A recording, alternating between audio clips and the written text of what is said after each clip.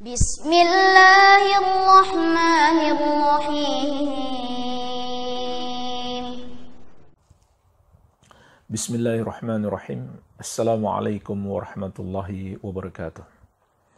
Alhamdulillahi wassalatu wassalamu ala rasulillah wa ala alihi wa sahbihi wa man walah wa la hawla wa la quwwata illa billahi amma ba'd. Fa ikhwani fid din wa akhawati fillah, kaum muslimin wal muslimat yang saya cintai dan saya muliakan, rahimani wa rahimakumullah. Semoga Allah Azza wa Jalla senantiasa mencurahkan rahmatnya kepada kita sekalian.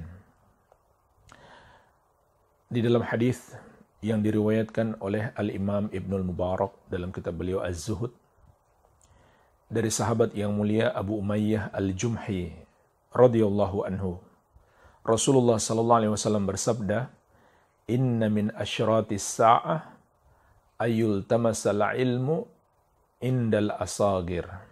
Sesungguhnya di antara tanda-tanda kiamat adalah ilmu agama ini diambil dari orang-orang yang kerdil. Apa yang dimaksud dengan al-asagir, orang-orang kerdil dalam hadis ini?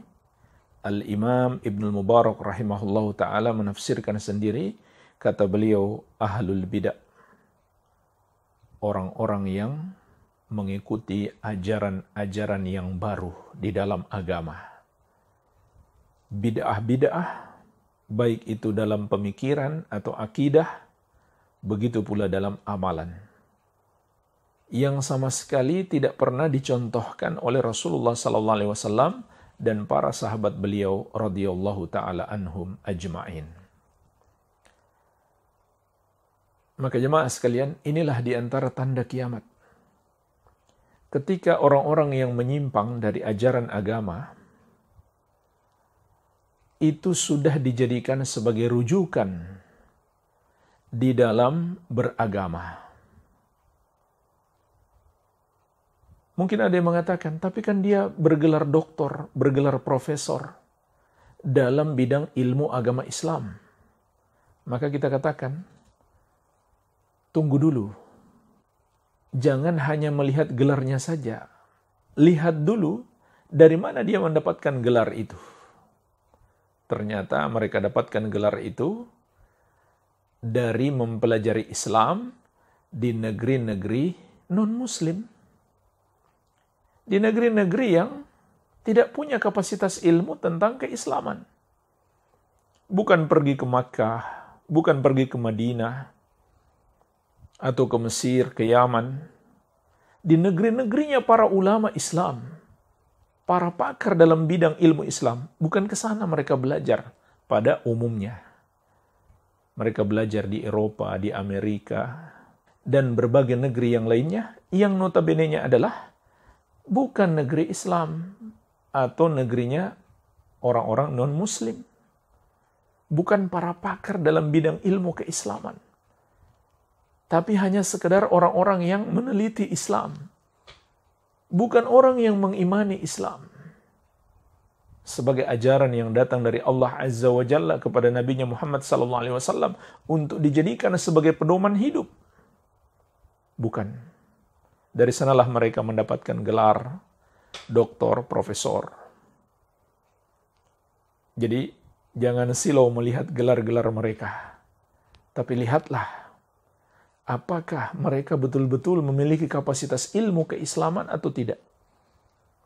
Dan faktanya jemaah sekalian, mereka sangat jauh dari ilmu-ilmu keislaman. Bahkan dalam bidang ilmu akidah, hal yang paling mendasar dalam Islam, mereka sangat menyimpang. Di antaranya apa? Mereka tidak memahami konsep al-wala wal bara'. Bahkan ada yang bukan hanya sekedar tidak paham, tapi cenderung menolak ajaran Islam yang mulia al-wala wal bara', yaitu mencintai dan membenci karena Allah. Siapa yang kita cintai? Para nabi dan rasul, dan orang-orang yang mengikuti mereka, para pengikut kebenaran. Siapa yang kita benci? Orang-orang yang menentang ajaran para nabi dan rasul. orang-orang yang menyimpang, yang menentang ajaran Allah Azza wa Jalla. Ini adalah ajaran Islam yang paling mendasar. Dan Allah sebutkan dalam Al-Quran, itu sebagai uswatun hasanah, teladan yang baik. Bandingkan dengan apa yang mereka katakan. Mereka bilang al-wala' wal-bara' itu adalah bibit radikalisme. Tapi Allah dalam Al-Quran mengatakan itu uswatun hasanah. Jadi mereka tidak paham al-wala' wal-bara'.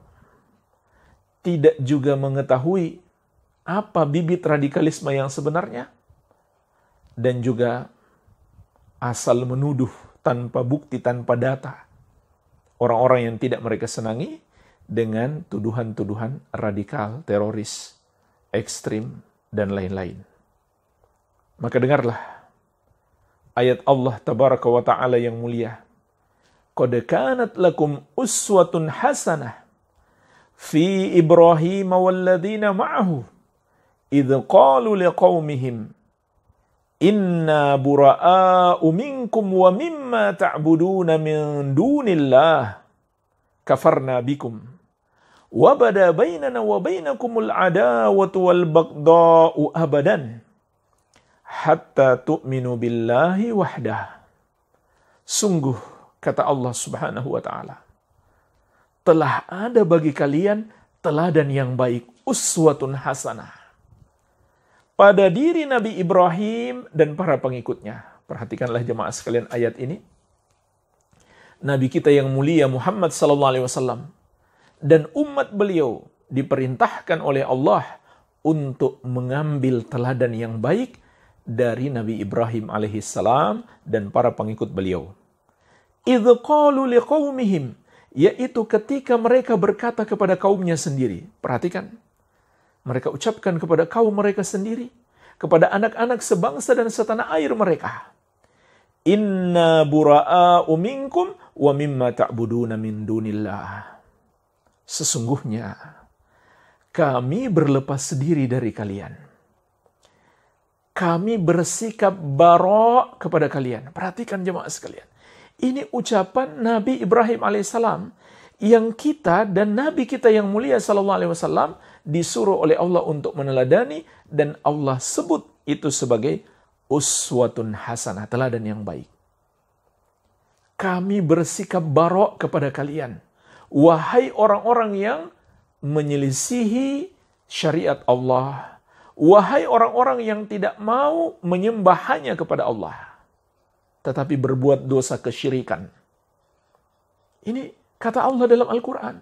Allah yang menyuruh kita untuk berlepas diri, bersikap bara' terhadap kesyirikan dan orang-orang musyrik.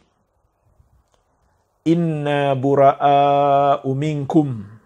Sesungguhnya kami bersikap bara', berlepas diri dari kalian, wahai orang-orang yang berbuat dosa kesyirikan. Wa mimma ta'buduna min dunillah. Kami juga bersikap bara' terhadap apa yang kalian sembah selain Allah. Terhadap makhluk-makhluk yang kalian anggap sebagai Tuhan kalian selain Allah. Kami berlepas diri darinya. Kami bersikap bara', kami bersikap memusuhi dan menyalahkan. Bahkan ditegaskan lagi, kafarna bikum, kami mengingkari kalian. Artinya kami menyalahkan kalian. Kalian itu salah.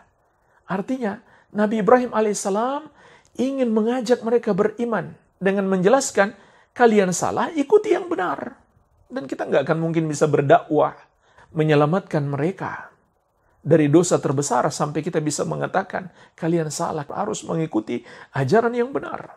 Wa bada bainana wa bainakumul adawatu wal baghda'u abadan, dan telah nampak jelas antara kami dengan kalian permusuhan dan kebencian untuk selama-lamanya, hatta tu'minu billahi wahdah, sampai kalian beriman kepada Allah yang satu saja. Selama kalian masih beriman kepada selain Allah, masih menyembah kepada selain Allah, masih menentang kebenaran yang Allah turunkan, maka kita tidak mungkin bersatu. Kita tidak mungkin berkasih sayang. Kita memiliki sifat bara' kepada kalian. Inilah ajaran Allah. Dan siapa kita yang berani menolak ajaran Allah? Kita adalah makhluk yang diciptakan dan terus-menerus diberikan rezeki oleh Allah. Kita adalah makhluk yang selalu butuh kepada Allah. Maka kita adalah orang yang sombong apabila kita berani menolak ketentuan Allah ini. Namun, bagi orang-orang yang sudah kena paham liberal, yang mereka dapatkan dari hasil belajar Islam di negeri-negeri non-Muslim, mereka menentang konsep al-wala' wal-bara' ini. Mereka sebut itu ajaran radikal. Subhanallah, berani mereka menentang Allah. Ini bahaya pemikiran liberal. Ini bahaya belajar Islam di negeri-negeri yang tidak paham Islam sebenarnya dengan sebenar-benar pemahaman. Tetapi karena mereka membawa gelar profesor doktor, jadilah mereka di berbagai negeri sebagai tenaga pendidik, sebagai dosen, bahkan menjadi rektor di universitas-universitas Islam. Ya, ini sangat disayangkan. Jadi jemaah sekalian, inilah ajaran para nabi dan rasul, bukan ajaran baru. Bukan nabi kita yang mulia Muhammad SAW yang pertama mengajarkan. Tapi sejak nabi terdahulu termasuk Nabi Ibrahim alaihissalam. Dan ingat, Nabi Ibrahim alaihissalam itu juga diklaim oleh Yahudi dan Nasrani. Yang mereka sebut Abraham, tapi kita sebut Ibrahim. Dan Allah bahkan telah membantah mereka langsung. Makana Ibrahimu Yahudiyya wala Nasraniyya, walakin kana hanifan muslima, wa ma kana minal musyrikin. Tidaklah Nabi Ibrahim itu seorang Yahudi, tidak pula seorang Nasrani. Tapi beliau adalah seorang yang hanif lagi muslim. Hanif itu maknanya selalu berpaling dari kesyirikan. Seorang muslim, seorang yang tunduk kepada Allah, bukan malah menentang apa yang telah Allah tetapkan. Wa ma kana minal musyrikin, dan dia tidak termasuk orang-orang musyrik. Artinya dia tidak bergabung dengan orang-orang musyrik. Dia berlepas diri dari orang-orang musyrik, bersikap bara kepada mereka, tidak bersikap wala, loyal kepada mereka. Ini ajaran para nabi dan rasul. Bukan ajaran baru. Bukan sebuah ajaran yang mereka tuduhkan. Baru diada-adakan oleh gerakan salafi. Atau aliran salafi kata mereka. Tidak. Ini ajaran para nabi dan rasul alaihimussalatu wassalam. Tetapi jemaah sekalian, jangan salah paham. Jadi memang mereka ini salah paham. Mereka pikir inilah awal dari radikalisme dan terorisme. Sebenarnya tidak. Karena mereka tidak paham. Makna al-bara' itu bukan berarti berbuat zalim kepada orang kafir, tidak. Jangan salah paham. Ini adalah kesalahpaham kebanyakan orang-orang liberal. Mereka pikir itu adalah sebuah kezaliman kepada orang-orang kafir. Dan juga disalahpahami oleh teroris. Sehingga membuat orang-orang liberal gagal paham untuk mengenali mana orang yang mengikuti ajaran Islam yang sebenarnya. Seorang salafi dan seorang teroris. Dua-duanya gagal paham. Yang satunya mengira al-bara' itu adalah membolehkan kezaliman kepada orang kafir. Yang satu lagi yaitu kaum teroris. Mereka mengira itu adalah alasan untuk menzalimi bahkan membunuh orang kafir secara serampangan. Ini salah paham.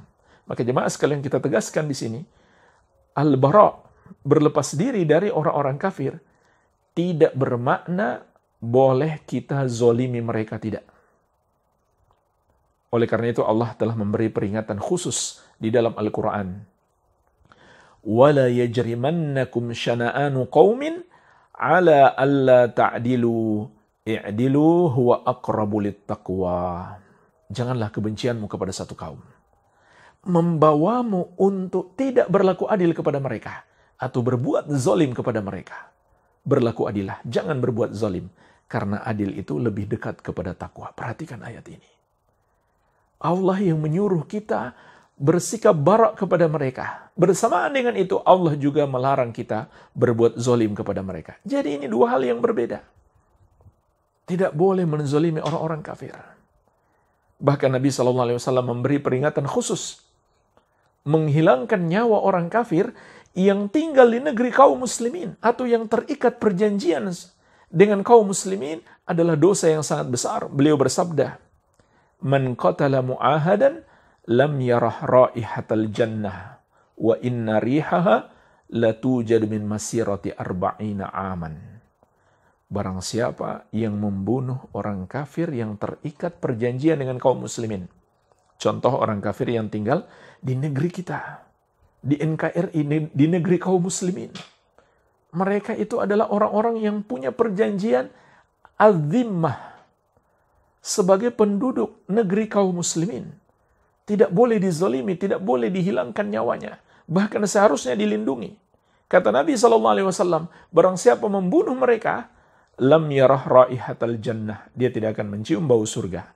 Padahal bau surga itu tercium dari jarak 40 tahun perjalanan. Subhanallah. Ini dosa besar jemaah sekalian. Orang yang melakukan aksi-aksi terorisme, mereka salah paham. Tapi kemudian orang-orang liberal memanfaatkan kesalahpahaman para teroris untuk menjelek-jelekkan ajaran Islam dan membuat citra buruk terhadap kaum muslimin yang berusaha mengikuti ajaran Islam yang sebenarnya, yaitu mengikuti generasi salaf, generasi Rasulullah SAW dan para sahabat radhiyallahu taala anhum ajmain. Jadi jemaah sekalian,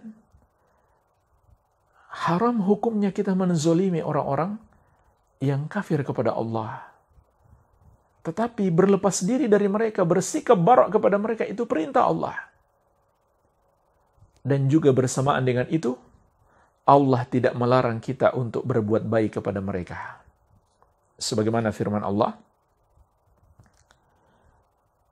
"La yanhakumullahu 'anil ladzina lam yuqatilukum fid din wa lam yukhrijukum min diyarikum an tabarruhum wa tuqsitu ilaihim innallaha yuhibbul muqsitin." Allah tidak melarang kalian untuk berbuat baik dan berlaku adil kepada orang-orang kafir yang tidak memerangi kalian karena agama kalian dan tidak mengusir kalian dari negeri kalian. Sesungguhnya Allah mencintai orang-orang yang berbuat adil. Subhanallah, perhatikan ayat ini. Allah tidak melarang kita berbuat baik kepada mereka, tapi dengan syarat. Syarat yang pertama, mereka bukan termasuk orang-orang kafir yang memerangi Islam atau mengusir kaum muslimin dari negeri mereka sendiri. Kalau itu mereka lakukan, jawabannya adalah jihad, bukan berlaku baik kepada mereka. Ini ketentuan Allah yang maha berilmu, yang paling penyayang kepada hamba-hambanya. Terserah mau disebut itu terorisme atau radikalisme, maka itu adalah orang-orang yang sombong, yang berani menentang syariat Allah tabaraka wa ta'ala. Ini syarat yang pertama. Bukan orang kafir yang memerangi Islam atau mengusir kaum muslimin dari negeri mereka. Kalau itu yang mereka lakukan, jawabannya adalah jihad fisabilillah. Dan ketahuilah jemaah sekalian, jihad itu adalah kemuliaan. Subhanallah. Kok bisa-bisanya seorang muslim memberi gambaran yang buruk terhadap jihad hanya karena ada para teroris yang melakukan aksi-aksi terorisme dan radikalisme dengan mengatasnamakan jihad. Seharusnya terorisnya saja yang disalahkan. Jangan ajaran jihad disalahkan. Subhanallah. Ajaran yang mulia. Perhatikan firman Allah Azza wa Jalla.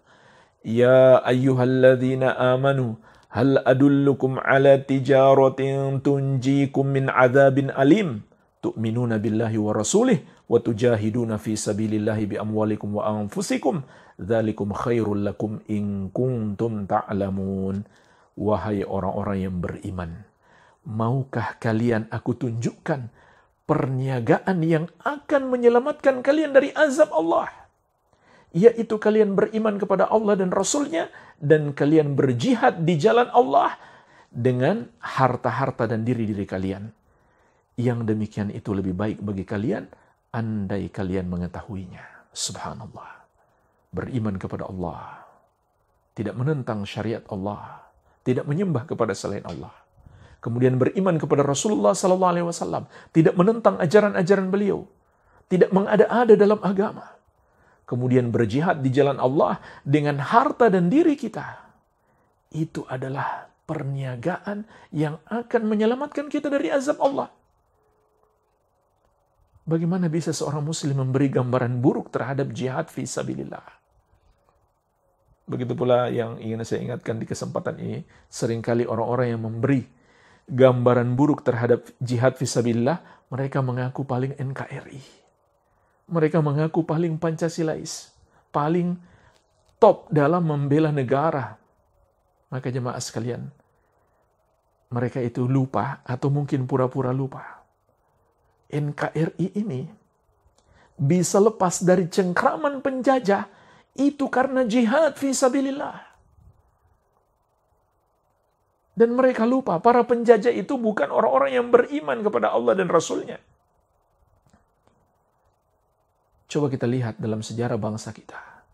Tidak ada negeri-negeri Islam yang punya kekuatan datang untuk menjajah. Tapi mereka datang dengan damai. Kecuali ketika mereka dihadang. Barulah mereka jihad. Itulah yang terjadi di negeri-negeri lain. Ketika mereka dihadang, barulah mereka menyerukan jihad fi sabilillah. Maka di negeri kita, tidak ada mereka menjajah kita. Tidak ada mereka mengangkat pedang atas kita. Karena kita tidak menghadang mereka. Kita adalah bangsa yang damai. Tapi apa yang dilakukan oleh negara-negara non-muslim dahulu? Mereka menjajah kita. Lalu bangkitlah para pahlawan Islam. Menyerukan jihad fi sabilillah. Sehingga negeri ini merdeka. Terbebas dari cengkraman penjajah. Masih terekam teriakan takbir Bung Tomo di Surabaya. Masih tercatat takbir Pangeran Diponegoro. Jihadnya Imam Bonjol dan lain-lain. Jangan lupa jemaah sekalian. Jihad itu bukan terorisme, jihad itu kemuliaan. Jangan karena ada teroris mengaku berjihad, lalu jihadnya yang kita anggap jelek. Baik, ini syarat yang pertama, berbuat baik kepada orang kafir. Dia bukan termasuk orang kafir yang memerangi Islam. Syarat yang kedua adalah berbuat baik tersebut bukan dalam konteks membantu kemungkaran yang mereka lakukan atau ajaran-ajaran agama mereka yang bertentangan dengan ajaran Islam. Seperti mereka mengadakan perayaan ajaran agama mereka, perayaan-perayaan dalam agama mereka, kemudian kita bantu, itu bertentangan dengan Islam. Itu bukan toleransi, itu bukan membantu, tapi menolong dalam dosa. Bukan saling membantu dalam kebaikan. Itu toleransi yang kebablasan. Iya, toleransi itu sekedar kita tidak menzolimi mereka. Dan boleh kita berbuat baik dalam perkara duniawi. Jadi ini syarat yang kedua.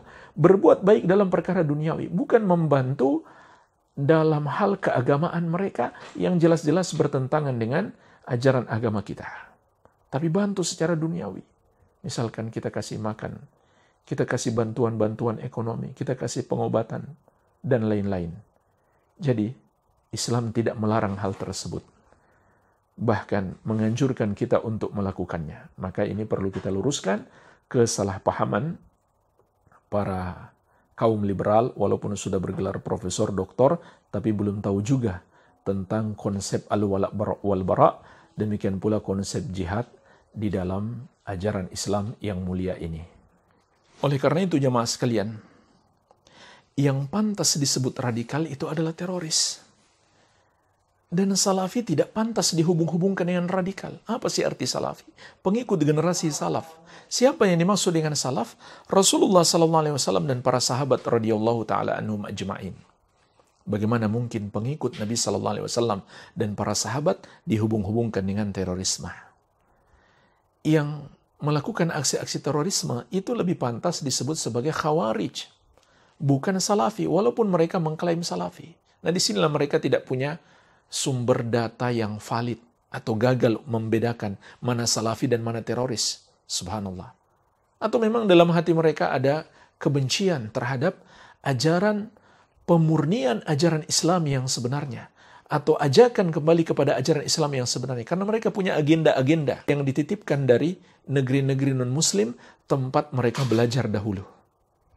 Sehingga mereka tidak suka dengan gerakan yang mengajak kembali kepada ajaran Islam yang sebenarnya. Lalu mereka mulai asal menuduh, menghubung-hubungkan yang tidak ada hubungannya antara salafi dengan radikalisme dan terorisme. Jemaah sekalian, sebagai bukti, cobalah buka fatwa-fatwa dan buku-buku para ulama salafi kontemporer. Di antaranya yang paling terkenal adalah Syekh Abdul Aziz bin Baz, Syekh Nasiruddin Al-Albani, Syekh Muhammad bin Shalih Al-Utsaimin, Syekh Shalih Al-Fauzan. Lihat apa fatwa-fatwa mereka tentang radikalisme dan terorisme. Semuanya melarang keras. Oleh karena itu, ulama-ulama tersebut adalah yang paling dibenci oleh para teroris di zaman sekarang. Orang-orang ISIS sampai mengkafirkan mereka. Orang-orang Khawarij sampai pada tingkat mengkafirkan para ulama. Kemudian lihat di negeri kita. Buka di internet. Buka di website para ustadz salafi, para ustadz ahlus sunnah wal jamaah. Mereka yang terdepan membantah pemikiran-pemikiran teroris. Tapi mereka juga yang terdepan membantah pemikiran liberal. Makanya orang-orang liberal sangat tidak suka. Sebab penyimpangan dan kesesatan mereka dibantah oleh para ulama dan para ustadz yang mengikuti manhaj salaf atau mengikuti pemahaman ahlus sunnah wal jamaah yang sebenarnya, yaitu meneladani Rasulullah SAW dan para sahabat radhiyallahu taala anhum ajma'in.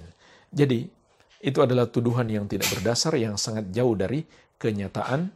Wallahu taala a'lam. Wabillahi taufik. Subhanakallahumma bihamdik asyhadu an la ilaha illa anta astaghfiruka wa atubu ilaik. Wa sallallahu ala nabiyyina Muhammadin wa alihi wasallam. Walhamdulillahirabbil alamin. Wassalamualaikum warahmatullahi wabarakatuh.